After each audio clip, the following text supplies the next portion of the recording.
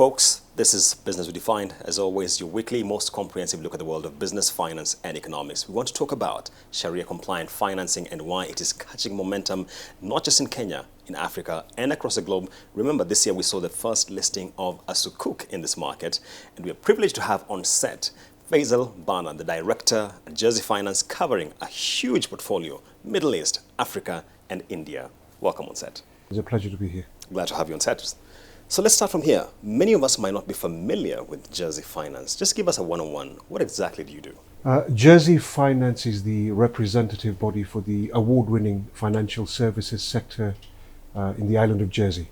The island of Jersey is in the Channel Islands, closer to France than it is to the UK. We're a crown dependency, and the king is the head of state for us. But we have our own independent government, independent legislature, independent judiciary. Jersey Finance represents the financial services sector within Jersey, and more than 10% of the population of Jersey are working within the financial services sector. It contributes close to 50% of the GDP of Jersey. And on a global basis, when you look at global value chains, Jersey looks after or administers $1.7 trillion worth of assets globally. Yeah. And that includes within Africa, for Africa, or from Africa, which translates into FDI, employment, and GDP growth. $1.7 trillion worth of assets. That's huge, my friend. That's quite considerable. Yes, look, we're very proud of our robust regulation, legal framework, the expertise on our island that brings in the confidence. Yeah.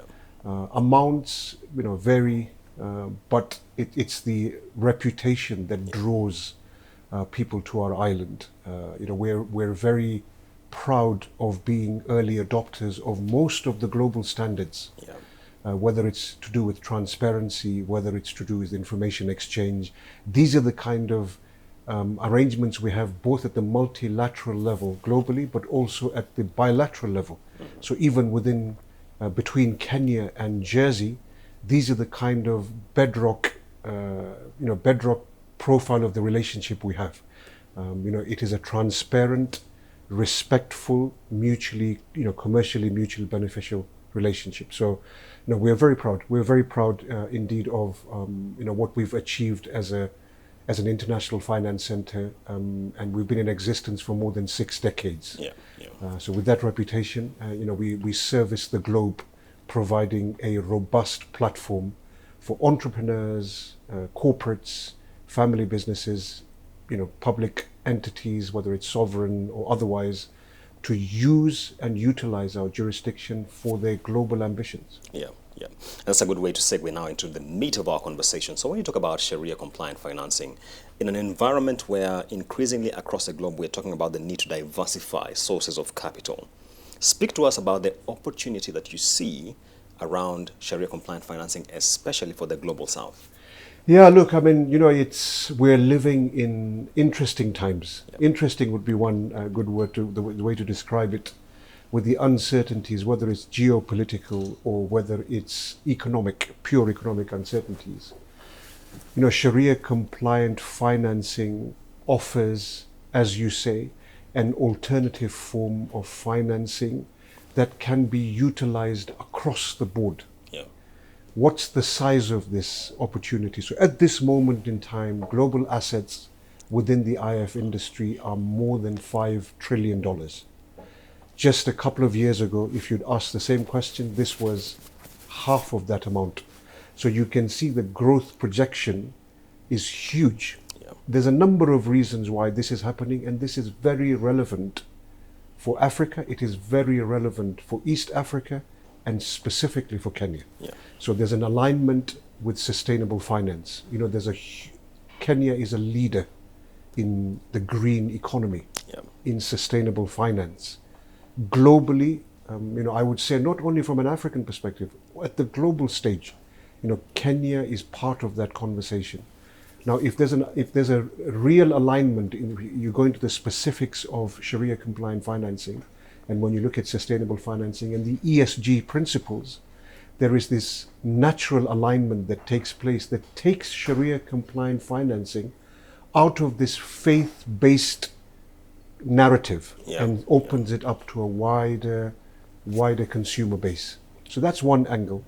What we're also seeing as an international finance center is the growth of the tokenization of real assets.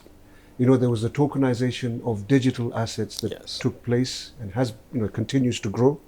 We've seen the numbers. I'm sure you've seen the numbers yourself on the cryptocurrency, for example. But when you look at tokenization of real assets, this is where we see the future in terms of funds and collective investment schemes going over the next few decades. You see there's another natural alignment that takes place. Sharia compliant financing is usually either asset backed or asset based, and tokenization of real assets requires the same asset backing. So again, it opens that avenue to a wider non-religious aligned consumer base. So that's the opportunity that's there. Now when you come into Kenya, if you look at it from a sovereign perspective, the sovereign needs to diversify its income streams. Some of them have been exhausted. I'm not an expert. I'm sure you can find out this, Julian, that will tell you on that. But what does Sharia compliant financing do? It opens up another avenue of financing for the sovereign. It brings it into this, and again, I've just talked about it. It's sustainable, it's green, it's ethical. So it sort of opens up an alternative form of financing for the sovereign, which ticks a lot of other boxes. Look at it from a corporate. Lindsay is a, you briefly mentioned that. I mean, it's an exciting time in Kenya. First listing, the Nairobi Securities Exchange under Frank Wheatley is doing amazing jobs. It's diversifying its own kind of reach in the market, and this is one angle where there is a huge potential. The way Lindsay's been done for affordable housing doesn't, that the purpose of it doesn't stop other corporates coming in for financing, for example, for operating costs, capital expenditure, growth, etc., etc. So even from a corporate perspective, there's a huge potential, and again, it will provide a further source of financing, source of investment within the bouquet that is available to corporates. But this opens up the door of funders from regions like the Middle East, Southeast Asia, that are already at the government level trying to collaborate. So here at the commercial corporate level, it opens up the door for them to make these investments into sukuk, for example. If there's a corporate sukuk that's issued by a corporate, what stops an international investor coming in and taking a tickets, within that sukuk? So there's a whole, exciting horizon ahead in terms of what's there. I mean, Kenyan government is talking about a sovereign sukuk. So these, and the large economies in Africa have already issued sovereign sukuk in the billions of dollars, funding everything from infrastructure to growth within their economies, sustainable. We've seen that in Nigeria. Yes, exactly. But let me hold you there, Faizal, and you've talked about a lot, and I'd like us to unbundle it more granular. Let's start with the sovereign sukuk. What are the boxes that we must tick to ensure that we are ready for a sovereign sukuk issuance? So, I mean, stability within the economy is crucial. It's important to have a stable, predictable economy, because you want international investors to come in and to be able to say, yes, we know what's going to happen. Regardless of what happens within the political sphere, we know in the commercial sphere it's all stable and it's certain. And you have a robust legal system in Kenya that ensures that there's a clear demarcation of that. Of course, you need to have the operational side sorted. So there needs to be a legal and a regulatory framework in place to allow for that sukuk issuance to take place. It's a highly technical issuance that will have tax implications, that will have operational implications, that will have investment implication, sales implication, consumer protection implication. So all these things need to be considered. But it is it's not insurmountable. It's not something that's going to be first of a kind. It's being done, like you mentioned, Nigeria, Egypt, South Africa, all these countries are doing this. So, so get the legal and regulatory infrastructure in place. Then you need to market and identify the assets or the operations that are going to be subject to sukuk, and then there needs to be a global kind of PR exercise to try and get those, your typical kind of financing. Like a roadshow. Exactly. Wonderful. So speak to us about what you mentioned earlier around tokenization of real assets and why it is particularly critical when we are exploring about accelerating the uptake and issuance of Sharia-compliant financial instruments. So I think let's take a step back. Tokenization is, allows the issuance or creates a wider base, investor base, when you're coming to raise finance, but also against specific assets. What do I mean by that? So typically you'd have a collective investment scheme like a fund that will be created. And if it's a retail fund, the fund manager will go out, market the fund, and obviously retail investors will come in, will invest through the fund manager. There's an administration process. It's all sort of administratively dealt with. You get your returns and the investor gets their returns. Tokenizations is the same, but it uses technology, blockchain technology, number one. So you're utilizing technology to make the process more efficient, but not only more efficient, wider. Once tech gets involved, there's no borders, there's no boundaries. That's the first thing. And then the other thing is that with the use of technology comes cost efficiency, time efficiencies, and it allows you to go out and market it to a wider geographical area, but also wider asset classes. It allows you to take these assets that you have and utilize them. Now, that in a nutshell gives you an idea of what happens when you're tokenizing a real asset. So effectively you're tokenizing it, and then the investors are buying the tokens and they get the return on those tokens. From a Sharia compliant perspective, when you're looking at a sukuk, for example, the same thing happens. You have a structure, and the Lindsay sukuk is an ijara, a lease-based structure. What that means is there's an asset that's been leased back to the issuer, and there's a payment being paid that creates the cash flow profile. The same thing happens. You have a issuing vehicle that issues ownership certificates to the sukuk holders. That effectively is the definition of sukuk. It's the certificates, the ownership certificates. The same thing, if you use the principle of tokenization, you can see that instead of those sukuk certificates, you now have these tokens that are being issued in lieu of the sukuk asset. The difference now is everything is technologically savvy. You're using blockchain, so it's the integrity of the structure is in place. It's safe. You've cut some of the costs within that. It's efficient, and your geographical outreach is huge. So you can see that alignment. It moves away from sukuk, and some people will view that as a faith-based financial instrument. And some people may, out of their own beliefs, say, no, we don't really want to go into investing through faith. We're quite agnostic on that, or we're quite specific not to be part of that. But when you get into a tokenization, that disappears. What happens in the background doesn't really matter, right? What you're saying is that you're investing in real assets that have been tokenized for the purpose of this investment. Faizal, you began by touching on the nexus between Sharia-compliant financing and sustainability, ESG. And I'd like you to flesh that out a little bit more for us, because we're in an environment where many entities, especially in the Kenyan market, have been taking up the issuance of sustainability reports. But because the reporting has been so fragmented, so what ISSB decided is, let's give guidance in terms of standards. And we've seen IFRS S1 and S2.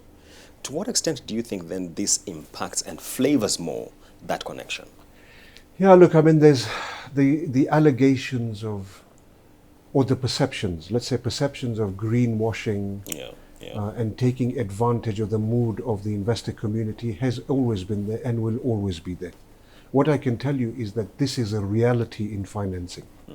If you're a listed entity, you're obliged to report on how you're achieving some of these targets. Yeah. Let's not get into the technical detail of it, but they are standards that you have to meet, and you're monitored on those standards. You have to report on those standards, and your investors have to see that you're achieving those standards, and you're judged on it. Yeah. And the ultimate judgment is how successful your investments are doing. Globally, there is an uptake on this. ESG-linked investments, whether we like it or not, are going up everywhere globally. And so much liquidity is chasing them, to be honest. 100%, Yes. 100%. And you see it, both institutional liquidity Yeah. and institutional money, but also your everyday Retail. off the street. Yes, Yeah. person is also looking there. And why is that? We see it as human beings. We see the impact of the environment. Look at all the natural disasters that are happening globally. We see it, we link it to climate, for example, and we understand that actually I need to be impactful. And that impact decision making starts from the very bottom. Yeah. From your end consumer. They want to make an impact within their own circle. And then if you play that, if you move that a level up, you get to their suppliers, and they in turn want to make an impact within their own ecosystem. You get to the corporate, you get to the sovereign, and everybody wants to do their bit. And this is a reality. There's a lot of noise that you hear around, like I said, greenwashing, and whether this is financial managers taking advantage of the mood of the investor base. I don't think it is. This is here to stay because there's a reality in it. And you and I are both end consumers, yeah. And you and I both look and. When I'm shopping personally at a personal level, I'm looking at what I'm buying. How can I make that little bit of difference? I know that I'm not going to make a huge difference at the national level, but if there's multiple people like me and you and others that are doing that, and this is where this all starts from. And then this alignment, again, if we just look at the ESG side of it, you have environmental, social, and governance side. And each one of those elements has a sacrosanct importance within Sharia itself. The Sharia tells you not to harm or damage your environment. From a social perspective, it's an inbuilt quality within Sharia that you have to give. It's an obligation on every Muslim to give part of their wealth, whatever they earn. And even if you don't, it's not profit-based. Yeah. This is on your asset-based. You give. And this is not limited to Islam, even Christianity. Yeah. Judaism, Hinduism, everything has that.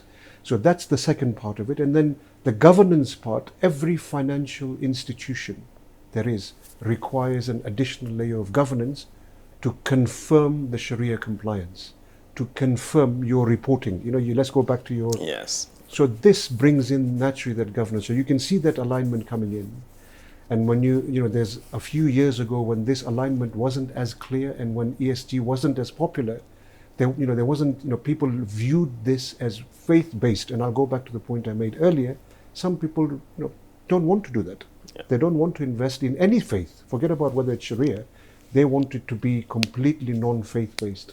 This allows them that ability to do that and do good in the same place. Faizal, help me demystify a notion which pervades this market. So when Lindsay went to market with the sukuk, the view was, one, it's an overly technical kind of instrument to float.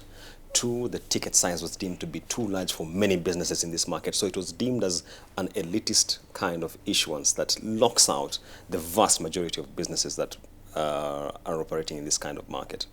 Is that a fair assessment, or what do you think? Look, I think the fact that it got listed through the NSE opens it up to everyone. Yeah. Anybody can go and invest through the NSE. And like I said, the team at the NSE is doing an amazing job trying to open up access to these kind of superb investment opportunities for investors, right from your normal everyday consumer right through to institutions. Look, the sukuk is the equivalent of the conventional bond, but it is more complex in structuring. Yeah. That part of the structuring is part of the process. It has to be competitive in this world, otherwise there's not going to be any uptake of it. Yeah. So even though there is a complexity to it, and there's no denying that there's a complexity to it, in terms of the cost, it has to be as competitive, if not better, than the ones available on the market. Yeah. Is it an elitist instrument? I don't think so. I don't think so. I think this perception is there because it's the start of the journey for Kenya on that. You look at the Middle East, you look at markets, mature markets like Dubai, you look at Far East like Malaysia, places like that. It's an everyday kind of instrument. Yeah. It's available as part of your savings plan with your bank. And hopefully it'll get to this in this place. Like I say, obviously there's some hurdles to go through. But for example, if the Kenyan sovereign issues a sukuk, this will be a huge market leap for Kenya. Yeah. It opens up for the whole country to see how this alternative form of finance is being used to do good. When you look at other jurisdictions like Malaysia, as you mentioned, you look at the Middle East, what are some of the key lessons Kenya can tap from those markets in terms of the issuance and adoption of Sharia-compliant financing? Yeah, I mean, because these jurisdictions have gone through that development process, it is critically important that a country like Kenya work with these jurisdictions and jurisdictions like Jersey that have experienced and gone through the process already, that have helped financial institutions, whether it is the government side in terms of the regulatory and legal framework, whether it's the industry in terms of the execution of that, or whether it's judiciary when you're looking at the legal sort of implications of some of these things, because you need that legal certainty for investors to be comfortable and confident. So I think collaboration, partnership is important. There is no point in reinventing the wheel. Correct. When it's been done in other jurisdictions. And Kenya, like I say, is a leader. It's a global player. It's got superb relationships with everyone. Even in a jurisdiction like ours, Jersey, it's got amazing relationships. We have a huge Kenyan community within Jersey that is there. So utilize this to make sure that you're not spending too much time trying to reinvent the wheel. And then you bring that specialism, you bring that expertise here. You have that robust legal framework and regulatory framework, and off you go. I see. One of the things which this market really struggles with in terms of understanding Sharia-compliant instruments is around the return perspective. Yes. Because on the one hand, we are told interest doesn't work. But again, we know there is sort of a return baked into it. If you could help us understand how that works, that would be really good. Yes, this is one of the clear differences and distinction between Sharia-compliant financing and conventional financing. It's the prohibition of interest. So, interest in the conventional sense. So let's look at we talked to sukuk, so let's continue with the sukuk. You have a conventional bond. That conventional bond gives you a periodic coupon. Yes. And that coupon is based on interest. It's linked to interest rates and it gives you your earning. In a Sharia-compliant sukuk, what you have is and this is where the complexity comes in. So you have an asset that is, so in the case of Lindsay, for example, this asset owned by the issuer is sold and leased back, creating a cash flow that reflects what you would get if you had a conventional bond. It will be better, it will be equivalent or better. Like I said to you, they have to be competitive in the market. But the idea and the core principle within Sharia-compliant finance is risk sharing, risk and reward sharing, and partnership, true partnership. So for entrepreneurs, these Sharia-compliant financing instruments are very, very critical and are quite good from their perspective because the financier takes a risk with them in that. I see. Faizal, we're running out of time. Give us your parting shot. I think it's an exciting time within Kenya. I think it's the economy is booming. You can see it all around us. There is a preference for Kenya on the international scale, on the global scale. International players are willing to invest in the country.